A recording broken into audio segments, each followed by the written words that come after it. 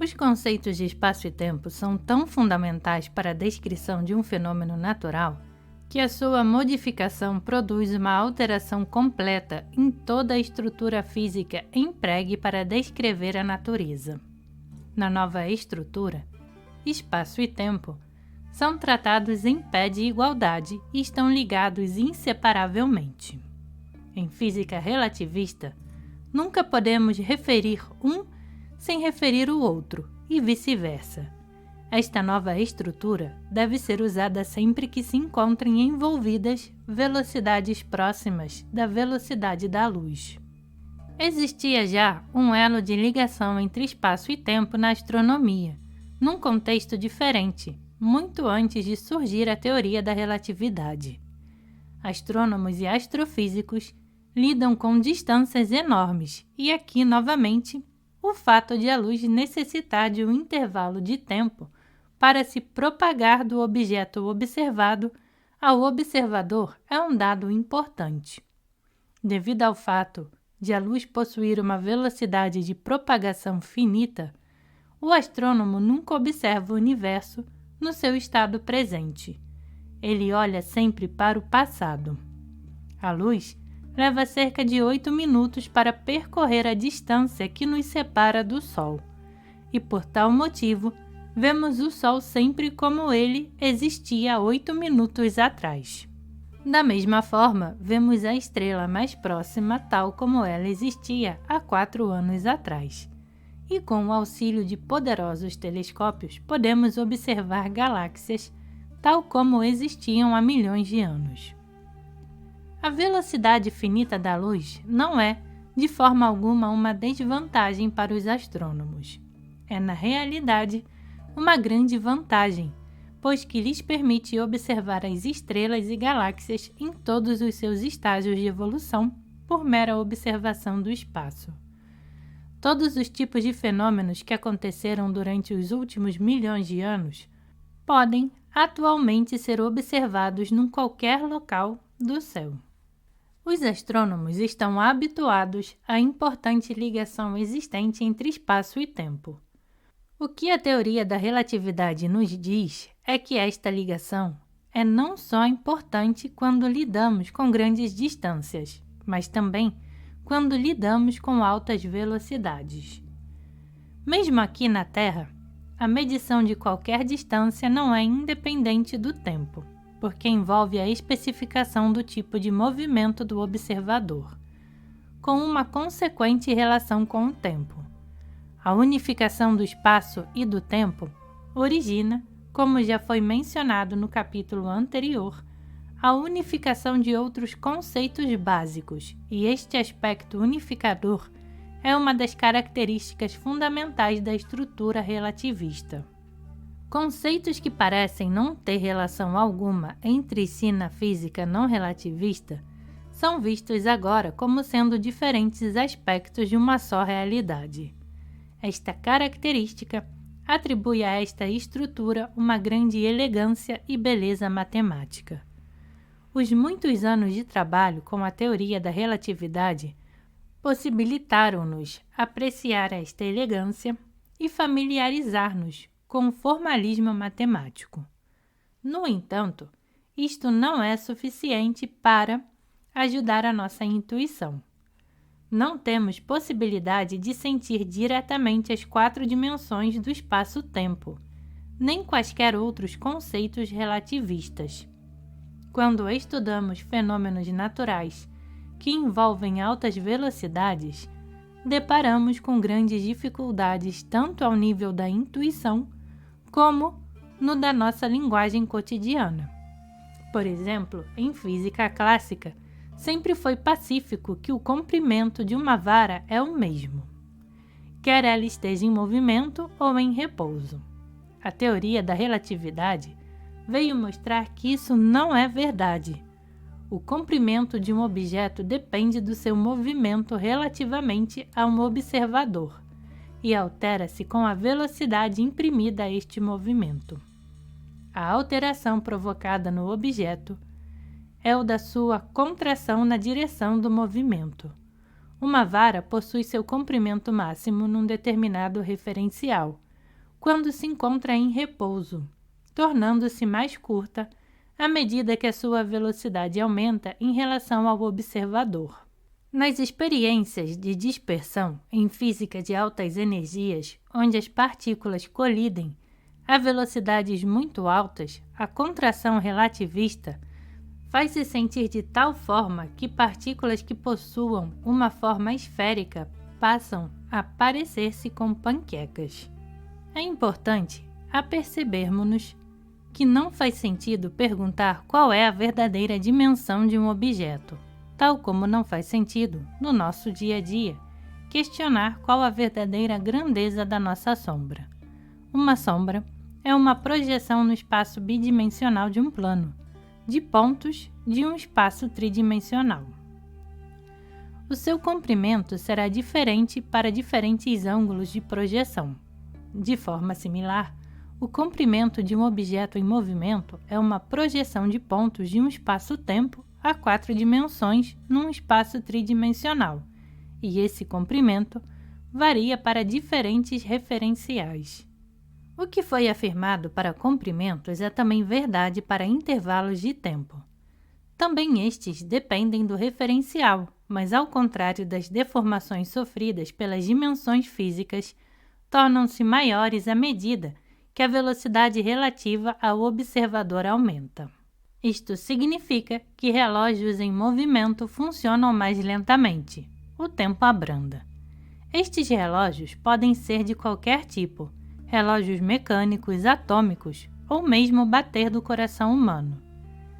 Se um de dois gêmeos empreendesse uma viagem a uma velocidade próxima da velocidade da luz através do espaço e voltasse, pareceria mais novo aos olhos do irmão gêmeo que tinha ficado na Terra, pois todos os seus relógios, bater do coração, fluxo sanguíneo, ritmos metabólicos teriam abrandado durante essa viagem. O viajante por si mesmo não notaria que algum fato estranho tivesse acontecido, mas ao reencontrar o seu irmão gêmeo, aperceber-se-ia que este estava agora muito mais velho. Este paradoxo dos gêmeos é talvez o mais famoso da física moderna. Provocou acesa discussão em publicações científicas, algumas das quais ainda prosseguem. É uma prova eloquente de que a realidade descrita pela teoria da relatividade não é facilmente aprendida pela nossa utensilagem intelectual corrente. O abrandar de relógios em movimento, por muito incrível que possa parecer, é facilmente comprovado na física das partículas. A maioria das partículas subatômicas é instável, isto é, após um certo tempo decaem noutras partículas. Numerosas experiências vieram confirmar que o tempo de vida dessas partículas instáveis é a função do seu tipo de movimento. Aumenta com a velocidade da partícula. Partículas que se movam a 80% da velocidade da luz vivem cerca de 1,7 vezes mais do que as suas partículas gêmeas mais lentas, e cerca de 99% da velocidade da luz, esse valor passa para 7 vezes. Isto não significa, no entanto, que o tempo de vida intrínseco dessas partículas se tenha alterado. Do ponto de vista da partícula, o seu tempo de vida é sempre o mesmo, mas do ponto de vista do observador, o relógio interno da partícula parece ter abrandado, e por isso existe por mais tempo. Todos esses efeitos relativísticos parecem ser estranhos apenas porque não podemos tomar conhecimento do espaço-tempo a 4 dimensões com os nossos sentidos, pois que apenas podemos sentir as suas imagens tridimensionais. Estas imagens assumem diferentes aspectos em diferentes referenciais. Objetos em movimento parecem deformados em relação a objetos em repouso, e os relógios parecem contar o tempo a vários ritmos. Estes efeitos parecem paradoxais, se não nos apercebemos que são apenas projeções de fenômenos a 4 dimensões. Tal como as sombras, são projeções de objetos tridimensionais. Se pudéssemos visualizar a realidade a 4 dimensões do espaço-tempo, esses paradoxos desapareceriam. Os místicos orientais, como já foi referido, parecem capazes de atingir estados pouco usuais de consciência, nos quais transcendem o mundo cotidiano para sentir uma realidade mais elevada. Multidimensional. Aurobindo refere-se a uma alteração sutil que permite a visão de uma espécie de quarta dimensão. As dimensões desses estados de consciência podem não ser as mesmas com que lidamos na física relativista, mas é espantoso que tenham levado os místicos a concepções de espaço e tempo que são muito semelhantes às reveladas pela teoria da relatividade. Parece perpassar por todo o misticismo oriental uma grande intuição do caráter espaço-tempo da realidade. O fato de espaço e tempo estarem inseparavelmente ligados, aquisição intelectual tão característica da física relativista, é afirmado vezes sem conta. Esta noção intuitiva de espaço e tempo encontra talvez a sua forma mais clara e elaborada no budismo, e em particular na escola Avatansaka do budismo Mahayana. O Avatansaka Sutra, no qual se baseia esta escola, apresenta uma descrição viva de como o mundo é apercebido num estado de consciência mais elevado. O conhecimento de uma interpenetração de espaço e tempo, uma expressão correta para descrever espaço-tempo, é repetida às vezes em pregue no Sutra e tida como uma característica essencial desse estado de consciência. Nas palavras de D.T. Suzuki, a filosofia e conteúdo do Avatansaka são ininteligíveis, a não ser que se tenha já sentido um estado de completa dissolução onde se dissipa a distinção entre mente e corpo, sujeito e objeto. Olhamos ao nosso redor e apercebemos-nos de que qualquer objeto está relacionado com todo e qualquer outro objeto, não apenas em termos de espaço físico, mas também temporalmente. Como um fato de puro sentir, não existe espaço sem tempo, nem tempo sem espaço. Eles são interdependentes. Não se poderia encontrar melhor maneira para descrever o conceito relativista de espaço-tempo. Ao compararmos esta asserção com a de Minkowski, já referida, torna-se interessante notar que ambos, físico e budista, dão um grande relevo ao fato de as suas noções serem baseadas no sentir, por um, nas experiências científicas, por outro, no conhecimento místico. Julgo que o misticismo oriental quadra melhor ao moderno pensamento científico que a antiga filosofia grega, por a sua visão do mundo ser temporalmente orientada. A filosofia natural grega era, no seu todo, essencialmente estática e baseada em grande medida em considerações geométricas. Pode-se dizer que era de um não-relativismo extremo, e a sua grande influência no pensamento ocidental pode ter sido uma das razões pela qual encontramos tantas dificuldades conceptuais com os modelos relativistas da física moderna. As filosofias orientais, por outro lado, são filosofias de espaço-tempo, e assim, o seu conhecimento é a miúde muito próximo dos conceitos da natureza advenientes das nossas modernas teorias relativistas.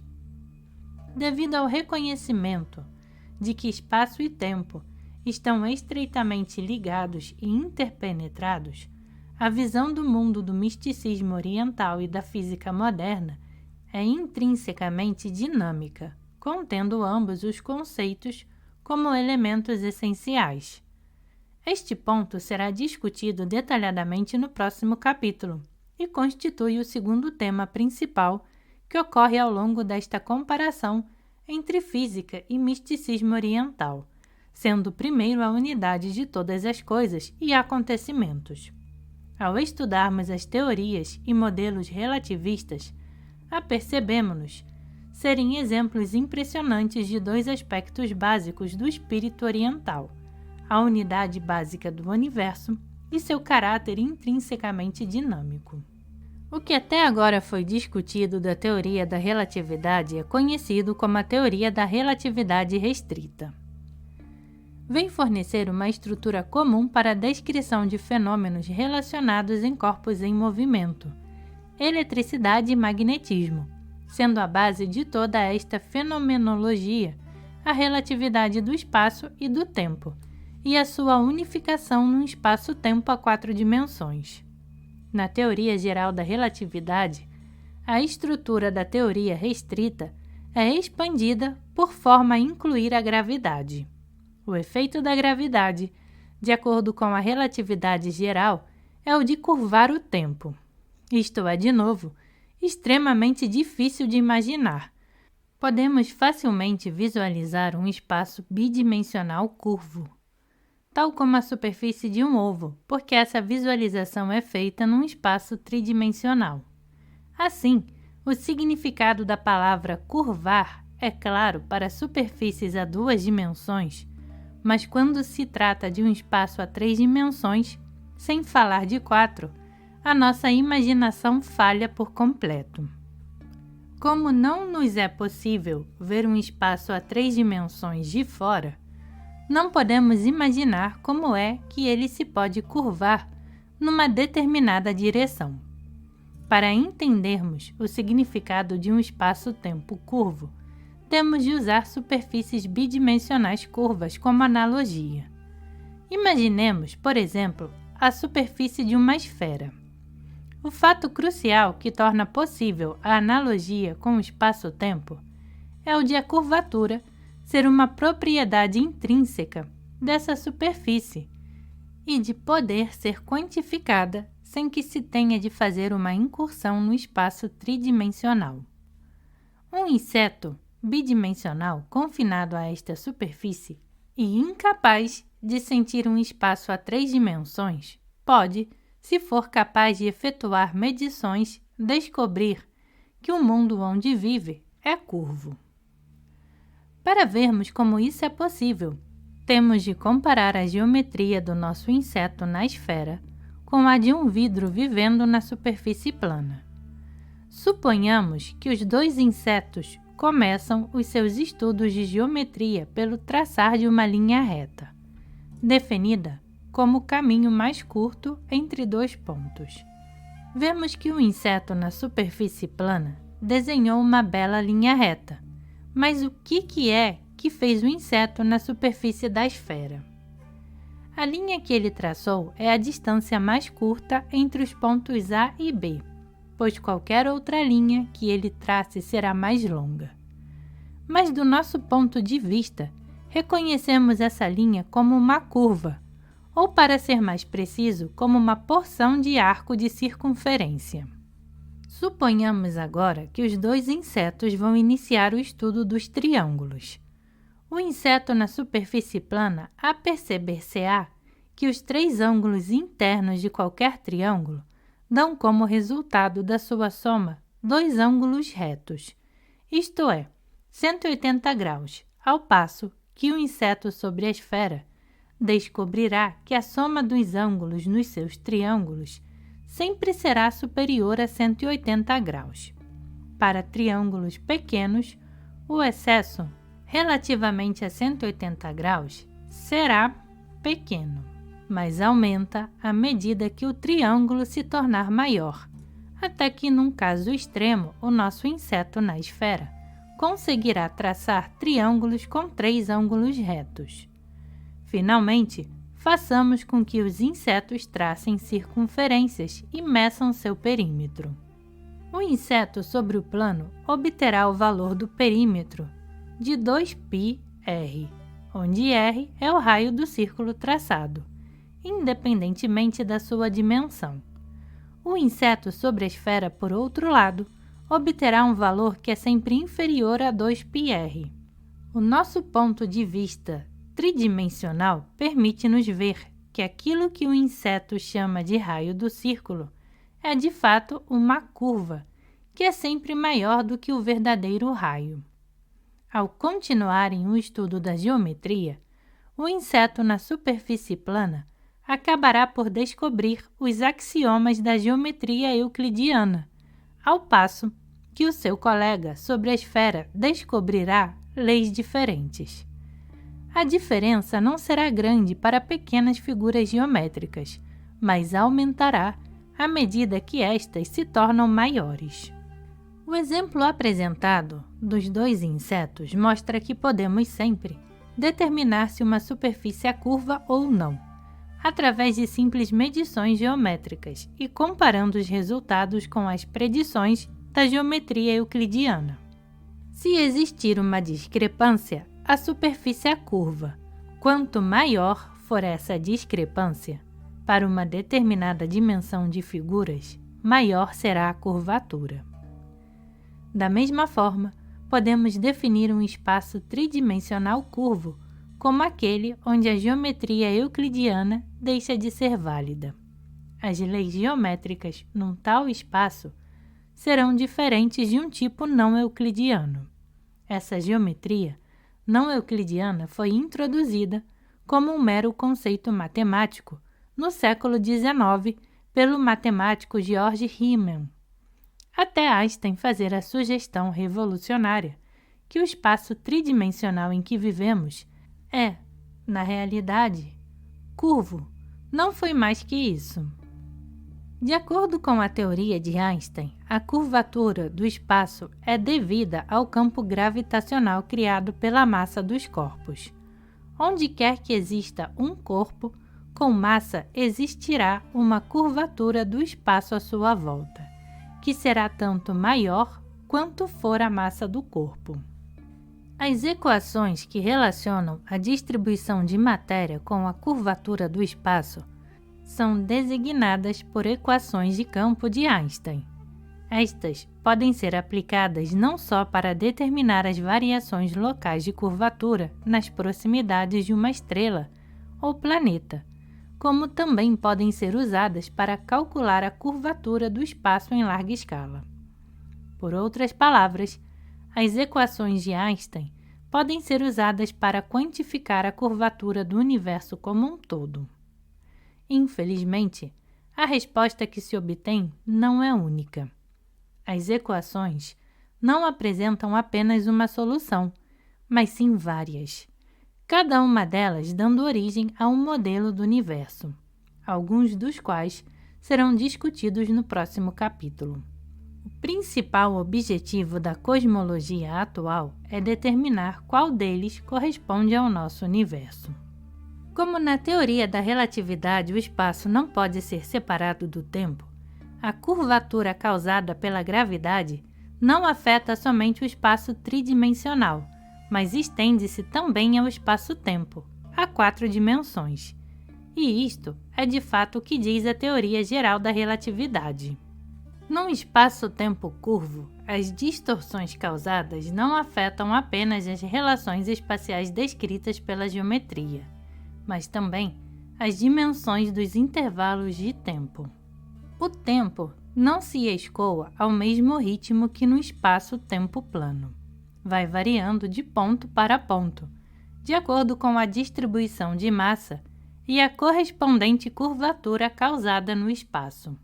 É importante compreender, no entanto, que estas variações no fluir do tempo só podem ser apercebidas por um observador que se encontra num local diferente onde estão os relógios empregues para medir essas variações. Por exemplo, se um observador se deslocasse para um local onde o tempo se escoa mais lentamente, todos os relógios que levasse contigo também abrandariam a sua marcha, e ele ver-se-ia impossibilitado de medir o efeito pretendido. No nosso ambiente terrestre, os efeitos da gravidade sobre o espaço-tempo são tão pequenos que se tornam insignificantes, mas na astrofísica, que lida com os corpos extremamente compactos como planetas, estrelas e galáxias, a curvatura do espaço-tempo é já um fenômeno importante. Todas as observações feitas até hoje vêm confirmar a teoria de Einstein e, assim, fazer-nos crer que, de fato, o espaço-tempo é realmente curvo. Os efeitos mais extremos da curvatura do espaço-tempo surgem durante o colapso gravitacional de uma estrela com grande massa. De acordo com as teorias atuais em astrofísica, todas as estrelas atingem um determinado ponto da sua evolução em que colapsam, devido à mútua atração gravitacional das suas partículas. Como esta atração aumenta rapidamente com o diminuir da distância entre as partículas, o colapsar torna-se cada vez mais rápido. E se a estrela tiver uma determinada massa, mais que 2 vezes a massa do Sol, não se conhece nenhum processo que possa evitar que o colapso gravitacional não se prolongue infindavelmente. À medida que a estrela colapsa e se torna mais e mais densa, a força da gravidade na sua superfície atinge valores mais elevados e, consequentemente, o espaço-tempo à sua volta torna-se cada vez mais curto. Devido ao extraordinário aumento na força da gravidade na superfície da estrela, é cada vez mais difícil a um objeto poder afastar-se dela, e, eventualmente, a estrela atinge um estado onde nada, nem mesmo a luz, pode escapar da sua superfície.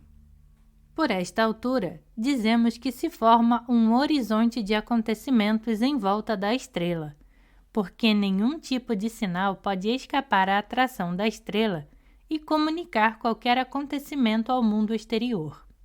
O espaço em volta da estrela está tão fortemente curvado que toda a luz se encontra retida nele e não pode escapar. Não podemos ver uma tal estrela devido ao fato de a sua luz nunca nos poder alcançar, e por esse motivo toma a designação de buraco negro. A existência dos buracos negros foi prevista com base na teoria da relatividade em 1916, e este fenômeno recebeu ultimamente uma grande atenção face a fenômenos estelares recentemente descobertos que parecem indicar a existência de uma estrela de grande massa movendo-se em torno de um par, que pode muito bem ser um buraco negro. Os buracos negros contam-se entre os objetos mais misteriosos e fascinantes que são investigados pela moderna astrofísica e ilustram de uma forma espetacular os efeitos da teoria da relatividade. A forte curvatura do espaço-tempo à sua volta não só evita que a luz por eles emitida não nos possa alcançar, como tem também efeitos impressionantes no tempo.